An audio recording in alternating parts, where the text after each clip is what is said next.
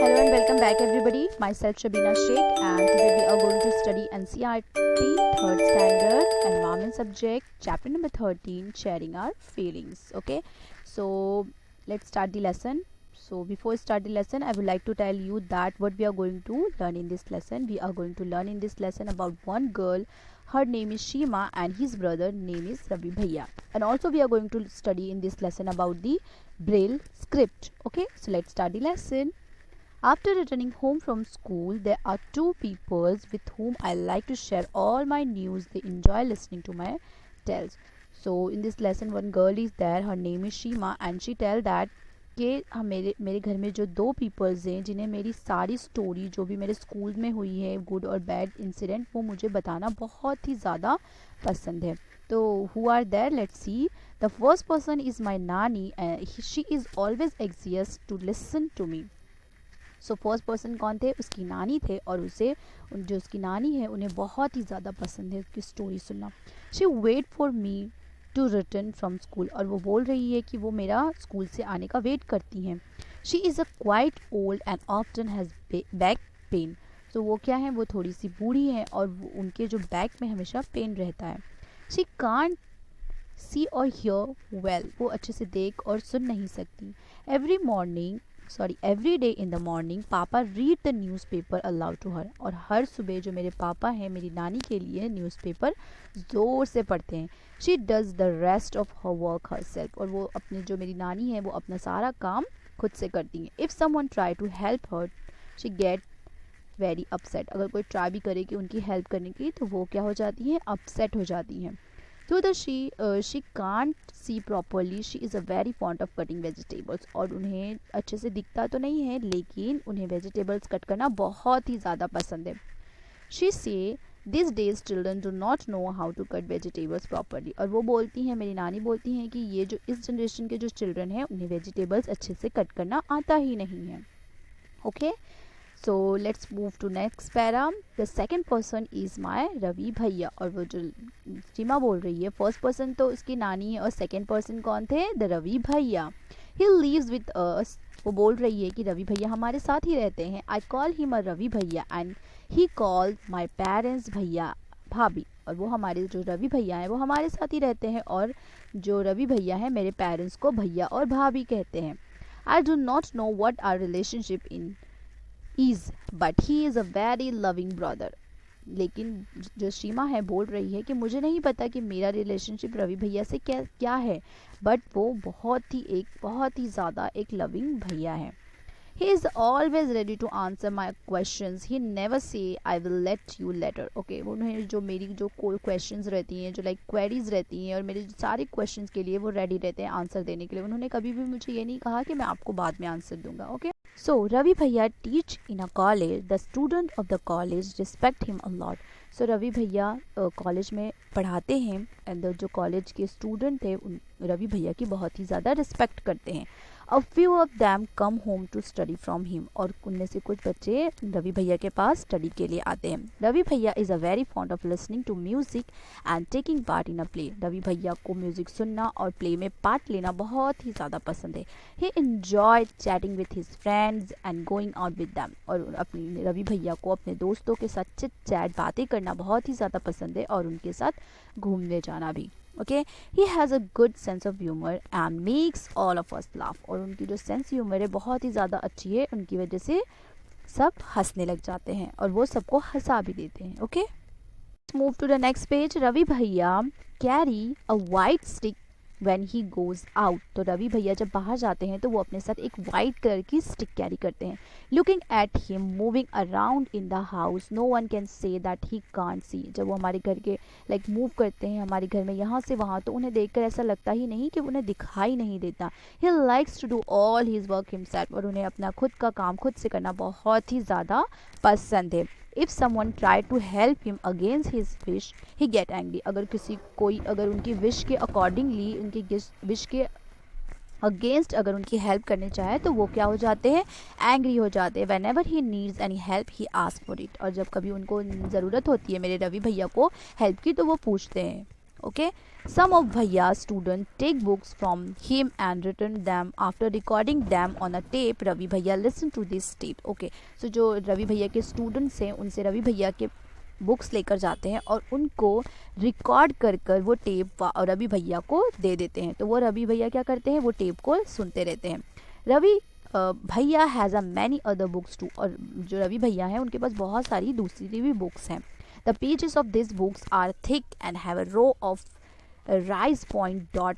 He read by running his fingers on the rise dot. Okay, so Ravi भैया के पास इन books के अलावा भी बहुत सारी बुक्स हैं, और उन जो बुक्स हैं उनकी जो लाइक बुक्स के जो पेजेस होते हैं वो थिक हैं, और वो रो वाइज वो रीड करते हैं अपने फिंगर्स को रनिंग करते हुए। उस बुक्स में डॉट्स बने रहते हैं। ओके, इसे हम ब्रेल स्क्रिप्ट कहते हैं। So let's move to have a fun with Bhaiya. I sometimes change the place of his stick. He does get upset but never get angry. After all, I am his favorite sister Shima. Okay, so like कभी कभी सीमा बोल रही है कि कभी कभी अगर मुझे भैया के साथ मस्ती करना रहता है तो मैं जो उनकी स्टिक की जो प्लेस है उसे चेंज कर देती हूँ, लेकिन इसकी वजह से मेरे रवि भैया मुझ पर एंग्री नहीं होते हैं, बिकॉज मैं उनकी बहुत ही ज़्यादा फेवरेट सिस्टर हूँ। I had hardly reached the door that Bhaiya spoke up. Shima, you seem to be very happy today. तो एक बार जब मैं दरवाजे के पास पहुंचने ही वाली थी, इतने में मेरे रवि भैया ने मुझे आवाज़ दी कि आज शीमा तुम बहुत ही ज़्यादा हैप्पी लग रही हो। भैया recognize not only me but all the other family members from the sound we make us we move. He can even tell whether I am happy or sad. Okay. So like Ravi भैया सिर्फ मुझे recognise नहीं करते हैं, बल्कि मेरे family में जितने भी मेंबर्स हैं उन सबको उनके साउंड और उनके मूवमेंट से वो पहचान लेते हैं कि कौन आ रहा है। Okay, he can even tell, और हमें ये भी बता देते हैं कि हमारे लाइक मूव और साउंड्स को लाइक हियर करके बता देते हैं कि हम खुश हैं या सैड हैं। भैया finally I am in a football team. वो बोल रही है अपने भैया से कि मैं फाइनली फुटबॉल टीम में हूँ। I share my news with him, और मैंने अपनी जो न्यूज़ है ये वाली न्यूज़ उनके साथ शेयर की। He pat me and said lovingly from today you are my football coach. और मैंने जब उनको अपनी जो न्यूज़ शेयर की कि मैं फुटबॉल टीम में हूँ, तो उन्होंने मुझे पीछे प्यार से लविंगली उन्होंने मुझे कहा, टैप किया और कहा कि आज से तुम मेरी फुटबॉल की कोच हो।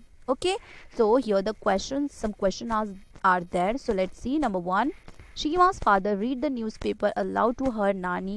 How do you help old people? जो इस स्टोरी में जो शीमा के जो फादर थे सीमा की नानी के लिए क्या करते थे, न्यूज़पेपर ज़ोर से पढ़ते थे, बिकॉज उनकी जो नानी है वो देख और सुन नहीं सकती थी। सेम एज इट इज़, अगर आप how do you help old people, तो आप कैसे ओल्ड पीपल जो पीपल्स जो बूढ़े हो जाते हैं उनकी आप कैसे हेल्प करते हो।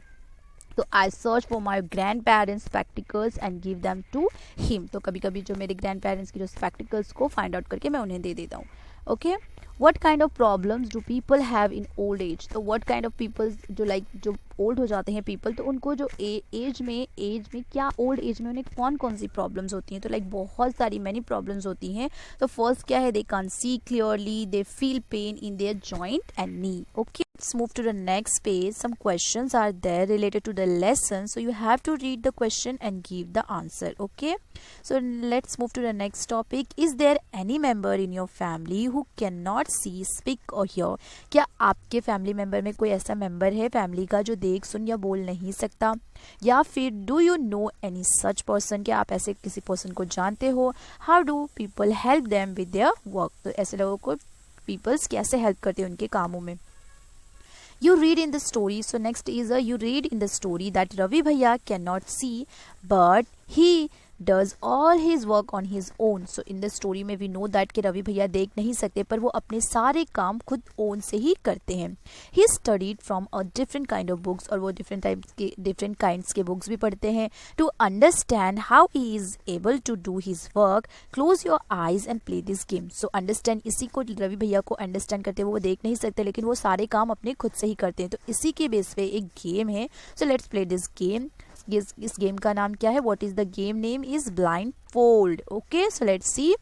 Blindfold any one child in the group. One by one the other child come to him or her quietly the child who is blindfolded has to guess who the other child is. So इस lesson आपको क्या करना है कि एक group बनाना है और उस ग्रुप में किसी भी एक चाइल्ड को ब्लाइंड फोल्ड करना है, ठीक है, मीन्स आंखों पे पट्टी कोई भी लाइक ब्लाइंड फोल्डेड कर देना है, कोई भी पट्टी लगा देनी है, ओके। और वन बाय वन जो ग्रुप के जो दूसरे बच्चे हैं एकदम क्वाइटली स्लोली आना है और उनके सामने जो ब्लाइंड फोल्डेड चाइल्ड है उसके सामने खड़े हो जाना है, ओके। और जो ब्लाइंड फोल्डेड चाइल्ड है उसे गेस करना है बाय टचिंग हर और हिम, उसको टच करके गेस करना है कि कौन है। और इतना ध्यान रखना कि suppose we are not making any sound. Do you know why, क्यों? क्योंकि अगर आप साउंड करोगे तो वो पहचान लेगा। Next para is the same way one by one blind fold all the other children, each one has to try and guess by touching who the other children are. So ऐसे ही जैसे एक आपने एक चाइल्ड के साथ एक blind fold किया, वैसे ही same as it is one by one सबको एक बार ब्लाइंड फोल्ड होना है और दूसरे जो अदर मेंबर्स है ग्रुप को उसे गेस करना है, okay. So let's move to the next page. So here अगर आप वो गेम प्ले करोगे ब्लाइंड फोल्डेड तो उसी के रिलेटेड ये सारे क्वेश्चंस आएंगे। सो यू हैव टू, आपको ये सारे रीड करने हैं question and give the answer by your own, okay. So let's move to the next. There is a special way of reading and writing for the people who cannot see, okay. तो एक read जो peoples ऐसे होते हैं जो देख नहीं सकते हैं, उनको स्पेशल वे रहते हैं उनके रीडिंग करने के लिए और राइटिंग के लिए। एक स्पेशल क्या रहती है, बुक्स रहती है, इट इज कॉल्ड ब्रेल, और उस बुक का नाम क्या है, Braille. It is written on the thick paper by making a row of raised point dot with a pointed tool. Braille is a read by running the fingers on the raised dot. Okay, so उस book का नाम क्या है, Braille. और उससे कैसे पढ़ते हैं, वो थिक मोटे से पेपर्स में बने हुए होते हैं और उसके जो रो में वो डॉट होते हैं, राइज हुए मतलब उभरे हुए डॉट होते हैं, उनको जो ब्रेल जो लाइक ब्लाइंड पीपल्स है उनको अपनी फिंगर्स के मूव करते हुए वो रीड करते हैं, okay. Here you can C this is one of the page of Braille script book, so that blind people read easily by moving their fingers on raised pointed dot. Here you can see like this, okay. Move to the next para. Let us see whether it is difficult or easy to recognize a shape without seeing. So क्या हमारे लिए difficult होगा अगर हम बिना हमारे eyes बंद करके कोई भी चीज रिकॉग्नाइज करे? तो यस, वेरी वेरी डिफिकल्ट है। Let's see two activities are there. Let's see number 1, take a sheet of sand paper. So what you are going to do that, take a sheet sand paper के लेने हैं and then what you are going to do that, उसके ऊपर आपको shape बनानी है with the help of thick wool या फिर थिक थ्रेड के accordingly. And then what you are going to do, ask your friends, आपको आपके फ्रेंड से पूछना है, उससे आइडेंटिफाई करना है उस शेप को बाय रनिंग हिज फिंगर्स के अकॉर्डिंगली। उसे टच करके ही बताना है कि उस सैंड पेपर पे आपने कौन सी शेप बनाई है। और सेम एज इट इज अपने फ्रेंड्स को बोलिए कि वो सैंड पेपर पे कोई भी शेप ड्रॉ करे या फिर कोई भी शेप बनाए with the help of thick wool और थिक थ्रेड के, ओके। एंड देन आपसे वो सिमिलरली क्वेश्चंस पूछे। So here let's see the next activities, the second activities. What you are going to do, let's see.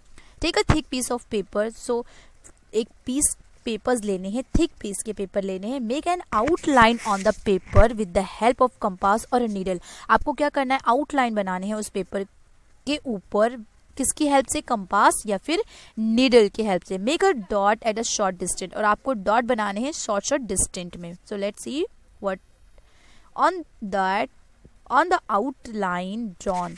आपको क्या करना है, like short distance में डॉट बनाने हैं और आउटलाइन के ऊपर डॉट बनाने हैं। You can see that the paper is a rise on the other side. So आपको क्या लगेगा, आपने जब डॉट बनाई होगी जो आउटलाइन पे, आप देख सकते हो कि उसके जो बैक साइड पे वो आउटर लाइन में डॉट्स राइज हो गए होंगे, okay. Now ask your friends to close his और her eyes and feel with the fingers. आप अपने फ्रेंड्स को बोलिए कि अपनी आंखें बंद करें और उस डॉट को अपने आंखें बंद करें और उस डॉट को सिर्फ टच करके फील करके बताए, okay. Then what we are going to do that, क्या आप अपने फ्रेंड से पूछिए क्या उसे डिफिकल्ट हुआ कोई भी चीजें लाइक वो डॉट को आइडेंटिफाई करने के लिए। Think about how people who can not see are able to read. So like हमें इसी तरह आप समझ सकते हैं, like we can understand that कि जो पीपल्स देख नहीं सकते उनके लिए लिखना और पढ़ना कितने डिफिकल्ट होते हैं. Okay, so next let's see the next topic. Our last topic is braille script. Okay, so let's start. Let us learn about braille. Okay, you have seen that Ravi Bhaiya read special types of books. We know that कि हमने lesson में पढ़ चुके हैं कि जो रवि भैया है वो स्पेशल टाइप्स की बुक पढ़ते हैं क्योंकि वो ब्लाइंड है.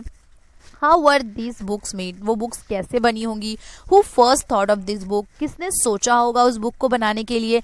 Let us find out about it. चलो हम इस टॉपिक लास्ट टॉपिक में फाइंड आउट करेंगे. Okay, here it is the Braille script. You can see that.